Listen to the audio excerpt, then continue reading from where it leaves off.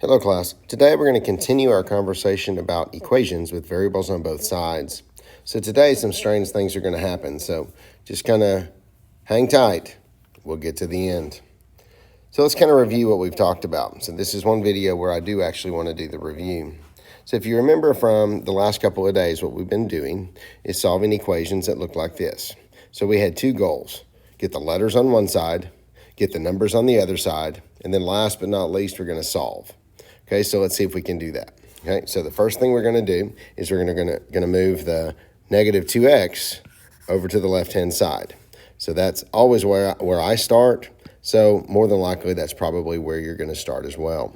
So to move that negative 2x, I'm going to add the opposite. But before I do anything, I do see one little bit of pre-work that I need to do. Okay, I want everything to be addition before I start moving anything around. So if you'll notice, right here, we've got a minus. So what I'm going to do is I'm going to change that subtraction to addition, the 7 to its opposite. And now if I do happen to move something the wrong way, I can still get the right answer.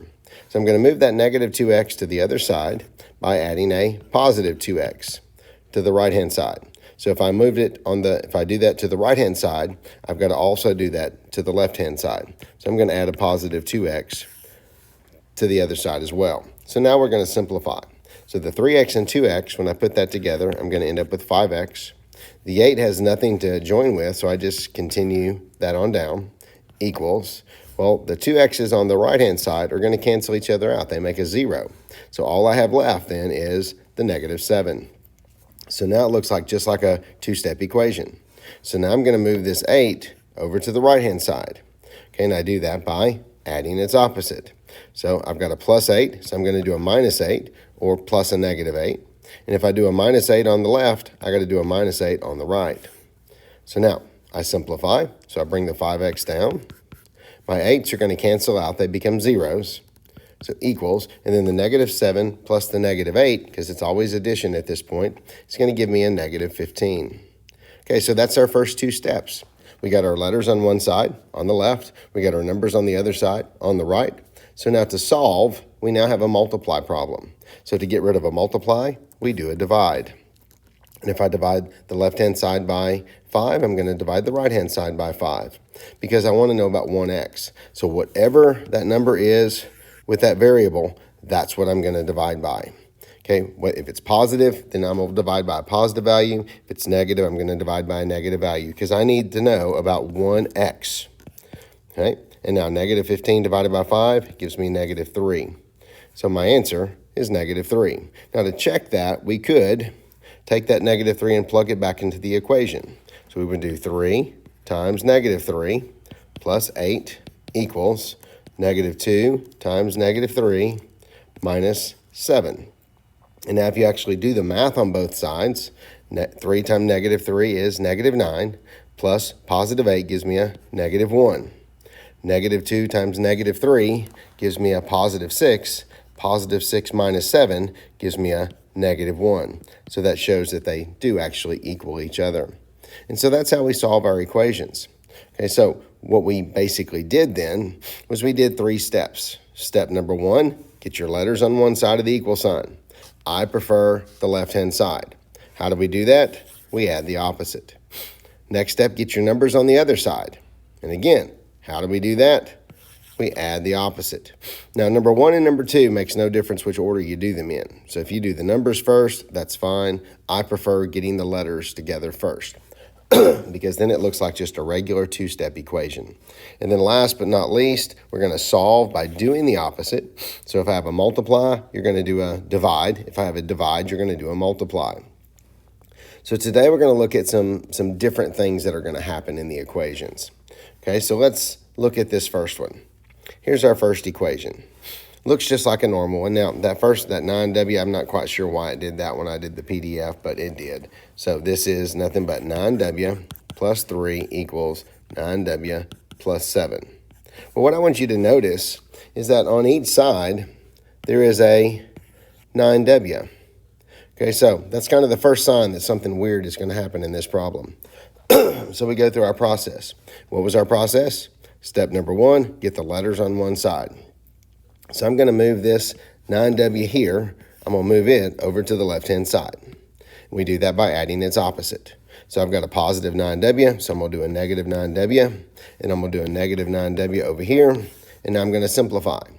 Well, 9W and negative 9W, what's going to happen to those? They turn into 0. And all I'm left with on the left-hand side is the 3. Well, same thing happens on the right-hand side. My 9W's cancel each other out. They make 0, and I'm left with 7. So now we have an interesting situation. Our letters disappeared. They were eliminated. And the resulting statement, 3 equals 7, well, is that a true statement or not? Well, that's a false statement. So, good morning, teachers. So when you look at that statement, that's a false statement. So what we do is we cross out the equal sign because that is not equal, and we're going to write one thing down. We're going to write that there is no solution to this problem. There's not a value that I can put into that W to make that a true statement. So what we need to know about a situation like that is if the variables in an equation are eliminated, they disappear, they turn into 0, and the resulting statement is false, the equation has no solution. And that's what we write down. That's the important part right there, the no solution. Okay, so we're going to do two things when that happens. We're going to cross out the equal sign, saying that it's not equal, and we write no solution. So let's try another one like that. Okay, so in this one right here, hopefully you'll notice the 3W and the 3W, they're the same. Okay, so anytime you see the same exact thing on both left and right, you know something crazy is going to happen. Okay, so I'm going to move that 3W over to the other side. So I'm going to do a negative 3W, a negative 3W, and you see the 3W's both cross out. We're left with 1 equals 8. Is that a true statement? No, it's not. So we cross out the equal sign and we write no solution. Just like that. It's as simple as that. Okay, so we actually like those kind of questions because we don't have to do a whole lot of work. Okay, so what if I were to give you one like this? Okay, now there's a couple of things that I think you should notice in this problem. Okay, one, we do have a 5M and a 5M, but we also have two things that I could put together on the left-hand side. So what we need to remember is if there's anything that I can put together, you got to put it together before you start solving. We call that pre-work. So anytime you see some of that pre-work, you need to do that ahead of time. So that means I can take this 3 and I can take this 4 and add them together. And we end up with 5M plus 7 equals, interesting, 5M plus 7.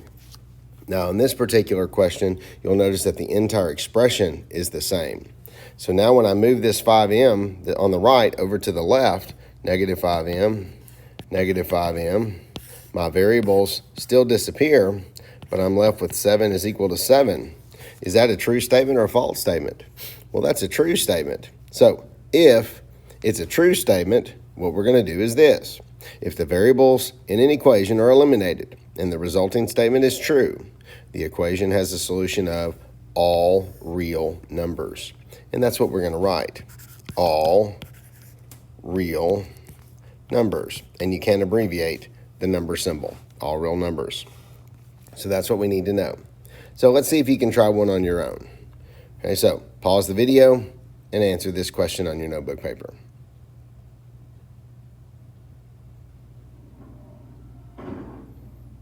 Okay, so let's see how you did.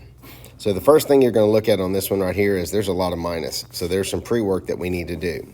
I'm going to come through and I'm going to change every subtraction to addition, next numbers to their opposite. Every single one. Now I can start putting things together. And you'll notice there are some things that we can put together. So here we got a 10Z and here we got a 4Z and it's a negative 4Z. So those can go together to make 6Z, okay, plus negative 15 equals. And then over here, now I always like putting the Z's first. So I know that I've got a negative 2Z plus, and then the 8 and the 15 go together to make negative 7. Okay, now, in this particular one, do we have anything that could cancel each other out? No, so this one's just a regular problem. So we go to those same steps. Step number 1, get your letters on one side. So I'm going to take this negative 2Z, I'm going to add a positive 2Z to it. and my 2's and my z's kind of look the same. That's why there's a bar through the z. And then I'm going to add a positive 2z over on this side, on the left-hand side. Then I'm going to add. I'm going to simplify. So 6z and 2z make 8z. The negative 15 comes down. The 2z's on the right-hand side go away, and I'm left with negative 7 on the right. Okay, so now I need to get my numbers to the other side, so I'm going to move the negative 15 over to be with the negative 7. I do that by adding a positive 15. Add a positive 15 over on the right-hand side. So I end up with 8z, because my 15's go away, is equal to, and I got a negative 7 plus a positive 15. Well, that's going to give me a positive 8. Okay, so now, what do? We divide both sides by 8, and we end up with z is equal to just plain old 1. Okay, so that's the process that we're going through in this particular lesson.